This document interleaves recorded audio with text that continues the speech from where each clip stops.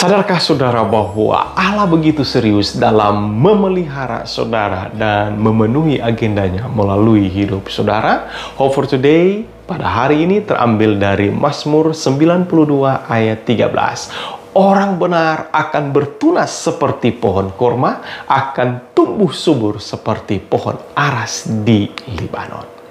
Mazmur ini adalah mazmur nyanyian untuk hari Sabat seperti yang muncul di ayat 1, dan pada 4 ayat terakhir dalam pasal ini ada hal yang menarik yang dapat menjadi pelajaran bagi kita hari ini, di mana perhatian Tuhan yang luar biasa kepada orang-orang benar. Tuhan menggambarkan orang benar itu seperti pohon yang bertunas, bertumbuh, dan berbuah. Mari kita perhatikan ayat 13 sampai 16. Yang pertama, orang benar bertunas dan bertumbuh. Orang benar akan bertunas seperti pohon korma, akan tumbuh subur seperti pohon aras di Libanon.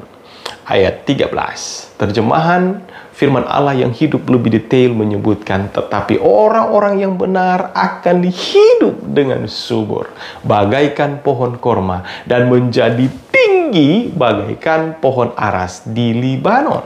Tahukah saudara bagaimana harus menanam biji korma? Petani korma di Timur Tengah harus menggali tanah, tepatnya pasir, dan menaruh batu yang besar di atasnya, dengan maksud supaya angin tidak menerbangkannya dan menghambat tunas, agar biji harus terlebih dahulu tumbuh jauh ke bawah dan membutuhkan waktu yang cukup lama, bahkan sampai bertahun-tahun untuk tumbuh ke bawah, bisa sampai puluhan meter sampai menemukan sumber air. Setelah menemukan air, tiba saatnya tunas korma itu akan menggulingkan batu yang menekannya itu, lalu bertumbuh ke atas dan tidak tergoyangkan meski ada badai sekalipun, karena akarnya telah kuat mengakar ke bawah ke dalam. Jadi kehebatan pohon korma terletak pada akarnya. Demikian juga para pengembara gurun pasir tentunya akan sangat bergembira jika melihat pohon korma. Tidak tahu mengapa, itu berarti mereka akan segera bertemu dengan oase atau mata air. Pohon aras adalah pohon yang tumbuh tinggi, menjulang ke atas dengan kekuatan dan keharuman kayu-kayunya. Pohon ini dapat mencapai 40 meter tingginya. Bayangkan proses pertumbuhan dan kegunaan pohon korma ini bersama dengan pohon aras yang kuat, mekar, dan kokoh menjulang tinggi.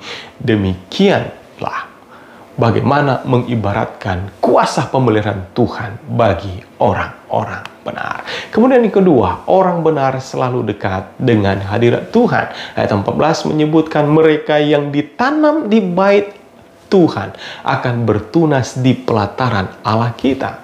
Kekuatan dan keharuman kayu-kayu pohon aras sangat tepat untuk dipakai membangun istana dan bait Allah di Yerusalem, bait Salomo, di dalam 1 Raja-Raja pasal 5 ayat 16 sampai 10. Dan sungguh indah melihat pohon-pohon korma ini tumbuh di dalam pelataran rumah Tuhan.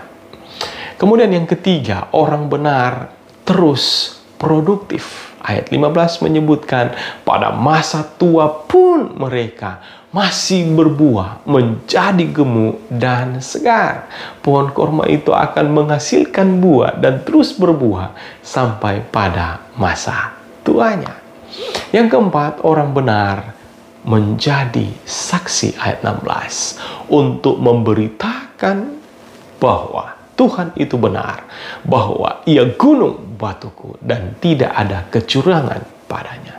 Dengan melihat bagaimana Tuhan bekerja dengan luar biasa dalam hidup kita, maka selayaknya kita naikkan pujian dan syukur bagi namanya. Harapan terbaik hari ini adalah mengajak kita menyadari bahwa Allah begitu serius dalam memelihara hidup kita dan mempekerjakan segala sesuatu sesuai dengan agendanya melalui hidup kita. Layaklah Dia dipuji, dimuliakan. Mari kita bersyukur dan bersukacita atas pekerjaannya dan perbuatan tangannya. Terima kasih Tuhan, Engkau sungguh baik bagi kami, membuat kami boleh bertunas, bertumbuh, dan kemudian kami boleh selalu ada dekat dengan hadirat-Mu dan menolong kami untuk terus produktif menghasilkan buah-buah, dan kami boleh menjadi saksi menunjukkan tentang Engkau yang dahsyat melalui hidup kami. Terima kasih Tuhan, dalam nama Yesus kami berdoa. Amin. Kiranya melalui harapan baru hari ini, saudara boleh